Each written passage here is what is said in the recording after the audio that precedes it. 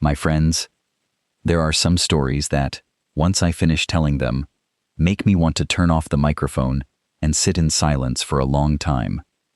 Today's story is one of them, because this is not simply a story about a notorious crime or a terrifying murder case. At its core, it is a story about a mother who refused to accept the loss of her child. It is about a family that sacrificed its own sense of justice so another family could find peace. And it is about the people who choose to stand up and fight, even when the rest of the world tells them to let go. And this story begins with the voice of a 14-year-old girl. Her name was Amber Dubois. In her journal, Amber wrote, "God made animals because they are beautiful and lovable. When I grow up, I want to become a marine biologist. I want to work at SeaWorld." Have you ever noticed that introverted children often have the most beautiful inner worlds? They are not loud. They do not seek attention. All they need is a quiet corner, a few books, and something to care deeply about. For Amber, that something was a lamb. She named it Nanette. February 13th, 2009, was the deadline to place a deposit on that lamb. Amber had been waiting for this day all year. She had spent months researching everything she could about raising sheep. Her browser history, the books stacked on her desk. Everything revolved around animals. That morning, her mother, Carrie, wrote a check and left it on the kitchen table. Before leaving for work, she said, "Thank you, sweetheart." Amber replied, "Thank you, Mom. I love you very much."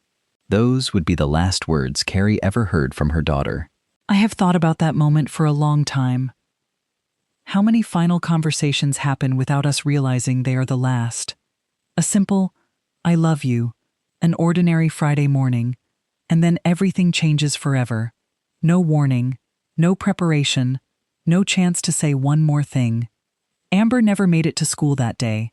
At 4 o'clock that afternoon, Carrie was still at work, waiting for the usual phone call from her daughter. Every day, Amber called when she got home, but instead, Carrie received a call from her boyfriend, Dave. "Amber isn't home," Carrie told him to check with the school. He did. A few minutes later, he called back. The school informed him that Amber had never arrived that morning. Carrie froze. She knew her daughter. Nothing could have kept Amber from going to school that day. This was the day she had anticipated for an entire year. She would never have skipped it. Never. Carrie walked into her supervisor's office and broke down in tears.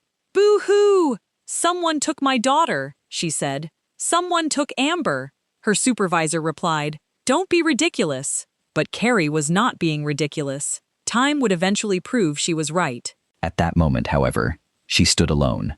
No one believed her. By 5:45 p.m., Dave had contacted the police. Carrie rushed home and immediately organized a search party. Within minutes, 15 friends and neighbors arrived. They began knocking on doors, questioning anyone who might have seen Amber. The family had known she was missing for only 30 minutes. In reality, she had disappeared nearly 9 hours earlier. Police officers, neighbors, volunteers, everyone joined the search. By the following day, the entire community was looking for Amber. But Carrie soon found herself facing another obstacle: the police. Investigators initially believed Amber had run away. They spent precious time checking party locations, searching friends' homes, and questioning boys Amber might have been dating. And honestly, after studying countless missing child cases, this is one of the most frustrating patterns I see. Not the criminals, the assumptions. Run away. That word becomes the default explanation far too often, as though a 14-year-old honor student who had never skipped school would suddenly wake up one morning and abandon everything. It made no sense. Carrie insisted, "My daughter is not that kind of child." Eventually, investigators searched Amber's room. They found her journal, her internet history, her books. Everything pointed toward animals, science, and caring for her sheep. There was no evidence of a planned disappearance, no secret boyfriend, no rebellious behavior. Slowly, investigators were forced to acknowledge what Carrie had known from the beginning. Amber had been abducted, but as the investigation progressed, a new problem emerged. Police began interviewing family members: Carrie, Amber's biological father, and Dave. Dave explained, "I've known Amber since she was 4 years old. Her mother and I were friends long before we started dating. Amber was like my own daughter. I was the last person who saw her that morning." At first, Carrie believed Dave's day had been simple. He went to work. He spent most of the day there. He came home. He discovered Amber was missing. He contacted the school and the police. But when Dave began describing the details of February 13th, things started to unravel. According to Dave, he woke up that morning and got dressed for the gym. He heard Amber excitedly talking downstairs about the lamb. She repeatedly asked him for the check. Finally, he told her, "Sweetheart, I'll give it to you before I leave. Go downstairs. You'll have the check. I promise." He wrote the check. He handed it to Amber while she sat on the floor eating cereal. Then he said, "Sweetheart, here's the check for your lamb. I'll see you later. Love you." And he left. At first glance, it sounded completely normal. Just another morning in an ordinary family. But then inconsistencies began appearing. For reasons no one could explain, Dave had unexpectedly taken the day off work. This was unusual because he owned his own business. When the school secretary called to report Amber's absence, Dave failed to answer. Around lunchtime, he stopped by Carrie's workplace and surprised her with flowers and chocolates for Valentine's Day. Even though the couple had never celebrated Valentine's Day before, he never mentioned that he had skipped work. And later, he went to a movie theater by himself. Carrie had lived with Dave for years. She knew him. He was predictable, routine-driven. But nothing about that day fit his usual behavior. Police investigated, yet they found no evidence strong enough to charge him, so they let him go. And while investigators would later determine that Dave was innocent and eventually explain every unusual detail from that day, the suspicion remained powerful at the time. Because in any investigation, abnormal behavior demands scrutiny. The problem was that police simply did not have enough evidence, and so Dave walked away. On the drive home, Carrie remembered something else. Amber and Dave had barely spoken to each other during the month before she disappeared. Dave admitted, "Amber and I didn't always get along. There were rules in the house. She was a teenager. She didn't always want to follow them. We had conflicts." When Carrie returned home, she could not shake the feeling that something was terribly wrong. She entered the bedroom to calm herself. And there, hanging from a bedpost, she saw a necklace. Carrie was certain she had seen Amber wearing it that morning. Maybe she was mistaken. Maybe grief was distorting her memory. But she could not take that chance. She drove to the police station in tears. "Please," she begged. "Woohoo! Come search my house. You don't need a warrant. Just search it." The answer was the same. "We need evidence." And that is where this story becomes heartbreaking. A mother was essentially telling investigators, "Please help me find my daughter. I think the man I loved may know something." And the response was, "Not enough evidence. I understand procedure. I understand the law. But there are moments when I wish people could stand in Carrie's shoes for just a few minutes, long enough to understand what it feels like to know something is wrong, while everyone around you refuses to believe it." Carrie later revealed that the tension between Dave and Amber had existed for years. Dave disliked the fact that Amber often retreated into her room to read. At one point, he even removed her bedroom door, so she could no longer isolate herself. Just 1 week before Amber disappeared, the two had finally called a truce. Dave had taken her to a bookstore and bought her several new books. Less than 12 hours later, she was gone. Carrie could no longer bear the uncertainty. She left the house, taking her younger daughter with her. She could not sleep beside a man she believed might have done something to her child. "I don't think Dave planned to kill Amber," Carrie said. "No, but do I think there could have been an accident? Yes. And do I think he could have hidden it? Yes." Dave, who had helped raise Amber as his own daughter for years, found himself alone in an empty house. He spiraled into depression. His business collapsed. Debt piled up. "I feel like I'm 100 years old," he later said. "This destroyed everyone's life. And honestly, Carrie's words have always haunted me. I don't think Dave planned to kill Amber, but I think maybe there was an accident, and maybe he covered it up. Imagine choosing to walk away from someone you love, Not because you are certain they are guilty, but because you cannot live with the possibility that they might be. That kind of pain has no name. 6 months passed. Carrie never stopped searching. Then she received an unexpected message. A woman from Maine contacted the family's website dedicated to finding Amber. She owned a Labrador retriever named Quincy, trained in long-range scent tracking. The woman offered to travel across the country and help. Carrie gathered Amber's hairbrush and several personal items, sealing them in plastic bags. Quincy picked up the scent. An Escondido police officer accompanied them. The dog followed Amber's trail north, eventually leading them toward the Pala Indian Reservation, deep in the desert outside Escondido. Carrie immediately wanted to expand the search there. Police were skeptical. They argued that scent trails generally disappear after 12 days. Amber had been missing for 6 months. But Carrie wondered, what if the scent was still there? What if Amber was still alive? I often pause when I think about this part of the story. A tracking dog, a mother, a desert, and 6 months of uncertainty. What keeps a person moving forward when there is no evidence left to follow? It is not hope. Hope is fragile. What keeps them going is refusal. The refusal to accept that the story is over. The refusal to let go before there is proof.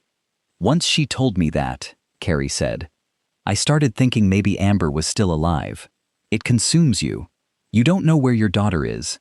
It changes your entire world. So she kept searching. Another 6 months passed. Nothing. No sightings. No evidence. No answers. 1 year. On February 13th, 2010, exactly 1 year after Amber vanished, the family organized a fundraising marathon at the local high school to continue financing the search. Police attended the event. They had no updates, no new leads, nothing. Carrie tried returning to work. She couldn't do it. The moment she found herself trapped inside an office building, panic attacks overwhelmed her. Eventually, the official search effort ended, but Carrie never stopped. She stayed with friends. She maintained Amber's website. She held on. Then, just 2 weeks later, someone burst into her room in the middle of the night. "Carrie," her roommate said, "another girl is missing. Her name is Chelsea. She's 17. Carrie knew nothing about the case, but she knew one thing. She could not allow another family to suffer alone. Not if she could help. That afternoon, she drove to Rancho Bernardo. She was going to meet Chelsea King's parents. Brent and Kelly King. They had never met. Yet when Brent saw Carrie standing at the search center, he immediately recognized her. He walked over, wrapped his arms around her, and said, "I don't know you, but I want you to know that I love you. Thank you for helping my daughter while you're still going through this with your own." And just like that, 2 strangers became allies. Every time I repeat those words, they affect me the same way. 2 families, 2 unimaginable tragedies, and somehow they became family to one another through a single embrace. Maybe that is the only thing capable of breaking through despair. Someone else who understands it. Someone willing to step forward and carry part of the burden. Now picture Chelsea King, 17 years old, strawberry blonde hair, bright eyes, a talented athlete. She was training for a half marathon before heading off to college. According to her mother, Kelly, running was Chelsea's escape, her way of organizing the chaos of life. Like many ambitious teenagers, she carried enormous pressure. Running helped her manage it. On February 25, 2010, more than a year after Amber disappeared, Chelsea went for a run at Rancho Bernardo Community Park. She never came home. Her vehicle remained in the parking lot. Her belongings were untouched. Only Chelsea was gone. Kelly later described how her thoughts changed as the hours passed. At first she thought, I just need to find her and bring her home for dinner. Then darkness arrived. The temperature dropped, and her thoughts changed. I need to bring her home safely. I need to bring her home alive. But deep down, she no longer knew if that was possible. Carrie arrived during that nightmare. She had no authority, no evidence, no special resources. But she possessed something no one else could offer. The experience of a mother who had already lived through this horror. She activated the volunteer network she had built during her search for Amber. Hundreds of people responded. They spread across the park. They searched every trail, every field, every corner. And within 48 hours, they found something important: Chelsea's underwear and her socks, discarded near the running trail. When police showed the photographs to the King family, Kelly collapsed emotionally. Yet somehow she still held on to hope. Even after seeing the evidence, she said, "I still believed my daughter could be found." The DNA was sent for testing. Meanwhile, Chelsea's disappearance became national news. Thousands of volunteers joined the effort. For 5 consecutive days, nearly 3,000 people searched in pouring rain. Carrie learned more about Chelsea through conversations with Brent and Kelly. And with every detail she learned, her determination grew stronger. Because if Chelsea could still be found alive, then maybe, just maybe, Amber could be too. "I didn't want to bury Amber," Carrie admitted. "I would rather have her missing than have to bury her. It hurt too much. There were days we were convinced we would find her. We carried blankets, food, water, everything. Because today was going to be the day we brought her home. Then we'd search and search and search. And nothing. It was incredibly hard." Carrie felt as though she was reliving Amber's disappearance all over again. But this time, she wasn't alone. The King family stood beside her. Kelly King later said, "In that moment, I understood her pain. I understood her fear. It was like looking into a mirror." Then the DNA results came back. 2 DNA profiles were found on Chelsea's clothing. One belonged to Chelsea. The other belonged to a convicted sex offender living less than 8 miles from her home. His name was John Albert Gardner III. Kelly King was stunned. "I never imagined that a known sex offender living only 8 miles away would do something like this. And I want you to stop and think about that distance for a moment. 8 miles. A convicted sex offender. A man whose psychological evaluations warned he would likely offend again. A man considered dangerous, allowed to live near schools, near parks, near teenage girls. This wasn't simply one person's failure. It was a systemic failure. A task force was formed immediately. The hunt for Gardner began. And before long, investigators had him in custody. The interrogation was about to begin. San Diego detectives escorted John Gardner into the interrogation room. He walked in with confidence, almost arrogance. Investigators placed a photograph of Chelsea King on the table, hoping to provoke some emotional reaction. Nothing. Gardner glanced at the picture and shrugged. "I don't know who she is," he said. "I had nothing to do with this." For hours, detectives circled back to the same questions. Where were you? Who were you with? How do you explain the DNA? Gardner denied everything. Eventually, the investigators appeared frustrated, exhausted. They announced they were taking a break. Then they walked out. But the break was part of the strategy. They left Chelsea's photograph sitting on the table. The cameras kept recording, and Gardner didn't know, or forgot, that he was still being watched. For several minutes, he sat alone in silence. Then he picked up the photograph. He stared at it, and suddenly, he began speaking directly to Chelsea's image. "Bitch," he muttered. "You ruined my life!" The detectives watching from the monitoring room immediately looked at one another. At that moment, they knew they had the right man. But then something even stranger happened. During the interrogation, Gardner unexpectedly brought up another name, a name nobody had mentioned, a name that had absolutely nothing to do with Chelsea King, Amber Dubois. Gardner smirked and said, "You guys are probably going to try to pin that one on me too, right?" The room fell silent. Until that moment, no one had connected Gardner to Amber's disappearance. Investigators had never publicly suggested any link. No one in the room had even mentioned Amber's name. Yet here was Gardner, volunteering it himself. I have watched countless interrogation videos over the years, and one thing is remarkably consistent. The smartest criminals avoid discussing crimes they have not been accused of. They never introduce new investigations into the conversation. They certainly do not offer detectives fresh leads. But Gardner did exactly that. In a single careless moment, he tightened the noose around his own neck. And it only happened because Carrie Dubois had refused to let Amber's case disappear. Amber's story was still alive, still unresolved, still haunting everyone involved. The moment Gardner spoke her name, investigators knew they had to ask a new question. Could he be connected to Amber? Could he have been hunting long before Chelsea? Could there be more victims? San Diego investigators immediately contacted the North County Cold Case Unit. The possibility was impossible to ignore, but there was a problem, a major one. They still had no body, no crime scene, no physical evidence linking Gardner to Amber. And without a body, proving murder becomes exponentially harder. Detectives began meeting with prosecutors, searching for a way to move forward. Then, in the middle of those discussions, pagers and phones began sounding across the room, one after another. The atmosphere changed instantly. Every investigator knew something had happened, something important, something terrible. The FBI had located human remains near Lake Hodges. Chelsea King had been found. She was dead. The news shattered her family. Brent King later admitted that his first thought was simple. I wanted to kill him. Kelly King felt the same rage. I never knew I could hate someone that much, she said. There is one person on this planet that I truly despise. But perhaps the most powerful words came from Chelsea's brother.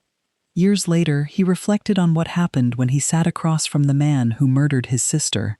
I always considered myself a very open-minded person. I believed people could change. I believed everyone deserved a second chance. But when I sat in that courtroom with John Gardner, the man who murdered my sister, my entire worldview changed. I hated him. I hated everything about him. I could no longer see him as a normal human being. All I could see was evil, pure danger. And for the first time in my life, I believed that the worst evil deserves the harshest punishment. And what could possibly be worse than raping and murdering children? The King family wanted the death penalty. The prosecutors wanted the death penalty. Most people following the case wanted the death penalty. But there was one problem. Amber. Police still had no answers. No remains. No confession. No proof. Only that strange statement Gardner had made during questioning. Meanwhile, investigators had finally cleared Dave. Every suspicious detail from the day Amber disappeared had eventually been explained. Dave was innocent. That left Gardner as the only viable suspect. And prosecutors faced a difficult reality. If Gardner were sentenced to death immediately, he might never reveal what happened to Amber. He could take the truth to his grave. Think about that for a moment. You have just lost your daughter. The man responsible is sitting in jail. You want justice. You want punishment. You want him to pay. And then someone tells you this. If you spare his life, if you give up the death penalty, another family may finally learn what happened to their child. The King family understood exactly what that meant. Because they had spent days trapped in uncertainty, desperately searching for Chelsea. Carrie had endured that nightmare for more than a year. They could not imagine forcing her to live with it forever. So they made a decision. One of the most selfless decisions I have ever encountered in a true crime case. They would give up the death penalty. In exchange, Gardner would confess to Amber's murder and reveal where her body had been hidden. Brent King later described the decision. Personally, it was extremely difficult to accept that he would not receive the death penalty. But emotionally, I couldn't ignore what the Dubois family had been through. Carrie and I shared a bond, and I knew what had to be done. After discussions between prosecutors and the King family, an agreement was reached. No death penalty. In return, Gardner would tell the truth. For Carrie Dubois, the news was overwhelming. When I learned what they had done, she said, I cried. Boo-hoo, any parent would understand. They gave me the closure I desperately needed. They gave me answers because they wanted my family to have answers. I will never stop being grateful. I have thought about that decision many times. The Kings barely knew Carrie. They had met through a search effort. They had shared a single embrace. Yet they willingly surrendered the punishment they believed their daughter's killer deserved, so another mother could finally bring her child home. There is a word for kindness. There is a word for compassion. But this felt bigger than either of those. This was humanity at its highest level. And now, for the first time in more than a year, Carrie was finally going to learn where Amber was. Under the terms of the agreement, John Gardner finally did what investigators had been trying to make him do for more than a year. He led them to Amber. The convoy traveled north of Escondido, into a remote area of rolling hills and rugged terrain, nearly 23 miles from the city. When detectives arrived, something immediately struck them. They had been there before, 7 months earlier. Back when Carrie and Quincy, the Labrador retriever from Maine, had searched the area. The dog had alerted to something, but investigators had been unable to locate any evidence. Now they understood why. They had been standing almost on top of Amber the entire time. Gardner pointed toward a patch of disturbed earth along a hillside. Nothing about it looked remarkable. Just another stretch of dirt and brush in the California landscape. But everyone present knew what they were about to find. The forensic team began digging, slowly, carefully. No one spoke. No one needed to. And then they found her, Amber Dubois, or what remained of her. More than a year after she vanished on her way to school. More than a year after her mother refused to stop searching. Amber had finally come home. Carrie later said that much of what happened afterward felt like a blur. They told me they identified her through dental records, she recalled. But honestly, I don't remember much after that. When someone tells you they've found your child's remains, everything becomes chaos. I can't even tell you how I reacted, because I genuinely don't remember. For most people, this would have been the end of the story. The body had been recovered. The killer had confessed. The mystery was solved. But not for Carrie. For Carrie, one question still remained. What happened? What really happened during Amber's final moments? No matter how painful the answer might be, she needed to know. She needed the truth. Gardner, however, refused to cooperate. He stopped talking. His attorneys blocked every attempt Carrie made to contact him. Every request. Every message. Every effort. Nothing got through. Most people would have given up. Carrie didn't. Instead, she did something extraordinary. She learned when Gardner's mother visited the jail. Then she waited outside. When the woman arrived, Carrie approached her. Not with anger, not with threats, not with hatred, just desperation. "I'm not here to harass you," she told her. "I just want to speak with your son. I want to know why he killed my daughter." Gardner's mother never spoke to Carrie again. But one thing seemed certain. She delivered the message. Because the very next morning, Carrie received an invitation. John Gardner had agreed to meet with her. Think about that for a moment. A mother, face to face with the man who murdered her child. Most of us cannot even imagine walking into that room. Carrie walked in willingly, not because she wanted revenge, not because she wanted confrontation, because she wanted answers. "I had a mission," she later explained. "My mission was to find out what happened to Amber." She sat down across from Gardner. Then she asked the question she had carried for more than a year. "Can you tell me what happened that day?" And to everyone's surprise, he answered. Gardner told her everything, every question, every detail, every horrifying truth. Carrie learned that her 14-year-old daughter had fought back, not just physically, verbally, emotionally. At every stage, Amber resisted. She refused to surrender. She refused to give up. She fought until the very end. And strangely enough, that knowledge gave Carrie something she had been missing for years: strength. Because now she knew. Amber had not died helpless. Amber had not died quietly. Amber had fought for her life with everything she had. Of all the details in this story, this is the one that affects me most. Carrie did not enter that room seeking vengeance. She entered seeking truth. And the truth she found allowed her to keep living.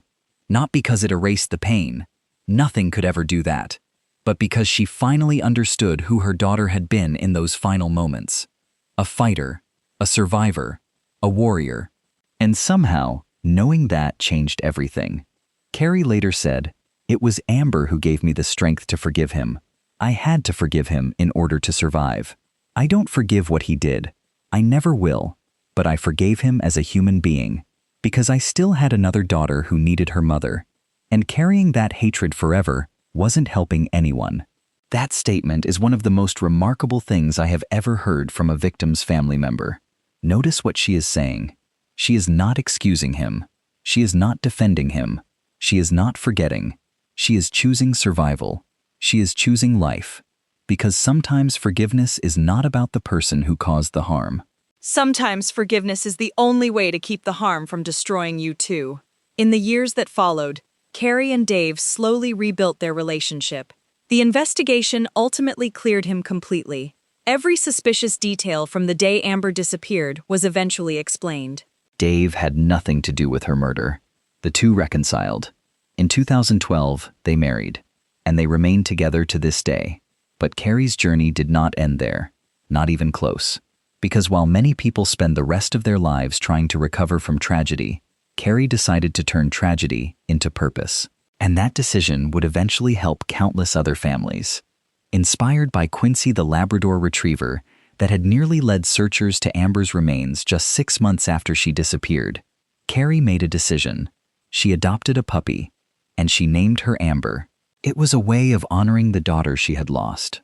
But over time, the name came to represent something more. Years later, Amber the dog became a highly trained search and rescue canine. Together, Carrie and the Amber Rescue Team helped locate missing teenagers and assisted in numerous investigations. Then, in 2011, they accomplished something extraordinary. They found the remains of Michelle Lee, a nursing student whose disappearance had baffled investigators for months. Despite extensive searches, law enforcement had been unable to locate her. Carrie and Amber did. Their discovery helped solve Michelle's murder. The same mother who had once spent years searching desperately for her own child was now helping other families find answers. People often asked Carrie the same question, "Do you do this to honor Amber?" And every time, her answer was remarkably similar. "I do this so other parents know they are not alone." This is a terrible group to belong to. No one wants to be in this group.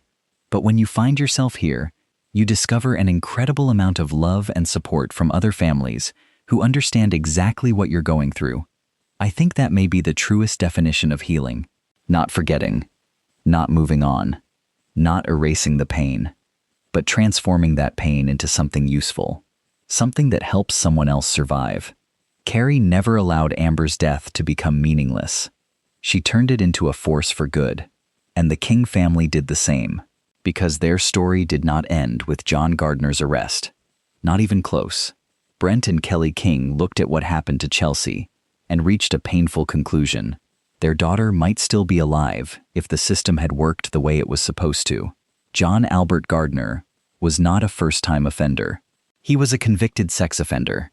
Psychological evaluations had warned that he was highly likely to reoffend. Experts described him as dangerous, predatory, a threat to society, and yet he remained free. Even worse, Gardner had violated the terms of his probation 7 separate times. 7 opportunities for intervention. 7 opportunities to prevent another tragedy. 7 opportunities that were missed. Brent King stood before television cameras alongside California Assemblyman Nathan Fletcher and spoke with unmistakable anger. It's obvious the system failed. You had a known sex offender. You had psychological reports saying he would reoffend. You knew he was dangerous. You knew he was a threat. He violated probation 7 times, and yet he was still walking free. What makes that statement even more disturbing is that Gardner himself agreed. At one point, he openly admitted, "I am one of the most dangerous sexual predators there is. I'm like an animal. Never let me out. I will kill again. I'm the kind of person who needs to be locked away forever." Think about that. A child murderer describing himself as a predator. A man openly admitting he was incapable of safely living in society. And still, he had been released. That realization became the driving force behind a new law. Chelsea's Law. In 2010, Chelsea's Law was passed in California. Its purpose was simple. If someone commits a sexual offense against a child and causes serious bodily harm, it no longer matters whether it is their first offense or their 5th. The punishment would be severe.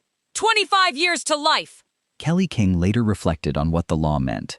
The coward who did this to our daughter had previously attacked another child. That child survived. If Chelsea's Law had existed then, what happened to Amber and Chelsea never would have happened. Every year, dozens of dangerous offenders are sentenced under provisions created by Chelsea's Law. Because of Chelsea, children in California are safer. Because of Chelsea, other families may never have to experience the same nightmare. But the King family was not satisfied with changing one state. They wanted something bigger, something national. Together with their son Tyler, they established the Chelsea's Light Foundation. The organization has raised millions of dollars through scholarships, youth programs, and public advocacy. Its mission extends far beyond honoring Chelsea's memory. The family wants to ensure that no other parents must endure what they endured. Brent King explained it this way.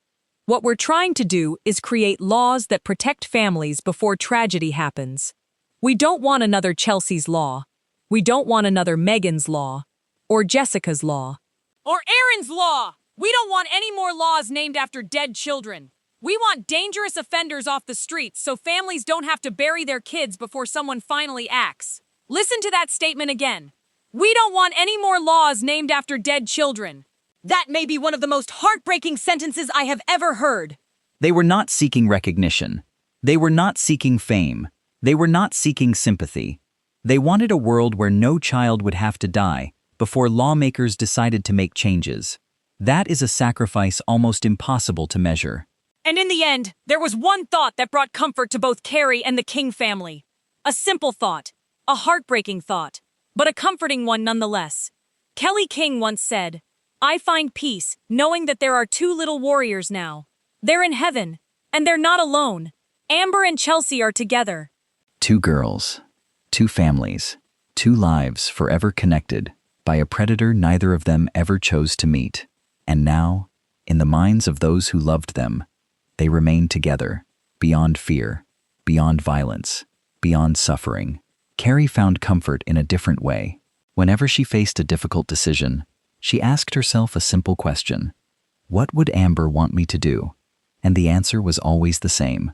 Amber would want me to help people. So that is exactly what she did. Not because it healed the wound, because the wound never truly healed. Some losses never do. But because helping others gave meaning to a tragedy that otherwise felt impossible to understand. My friends, the story of Amber Dubois and Chelsea King is not a happy story. Two young girls lost their lives. Their families carry scars that will never fully disappear. But this story reveals something extraordinary. Even in the darkest moments imaginable, there are people who choose to create light. Carrie chose to create light. The King family chose to create light. And through their courage, thousands of children and countless families may be safer today. If there is one thing I hope you remember after hearing this story, it is not the hatred inspired by John Gardner. It is the resilience demonstrated by those he tried to destroy. It is the determination of people who refuse to be defined by tragedy. It is the belief that even after losing everything, a person can still choose to stand back up. And sometimes, we stand back up not for ourselves, but for the people who come after us. Carrie once said, "I do this so other parents know they are not alone." And maybe that is the true legacy of this story. Not fear, not grief, not even justice, but the reminder that no matter how dark life becomes, none of us are meant to face it alone. Thank you for listening.